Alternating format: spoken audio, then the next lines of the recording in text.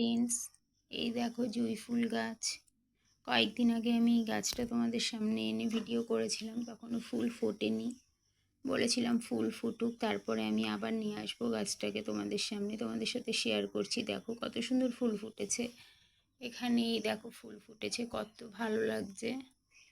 এখানে 3টে ফুল ফুটেছে, কুড়িও এসছে। এই ফুলগুলো হয়তো কালকের মধ্যে ফুটে যেতে পারে। ওগুলো এখনো কুড়ি অবস্থাতেই আছে। খুব ভালো লাগছে। সকাল সকাল তোমাদেরকে দেখাচ্ছি তাই ফুলগুলো কত সুন্দর লাগছে দেখো।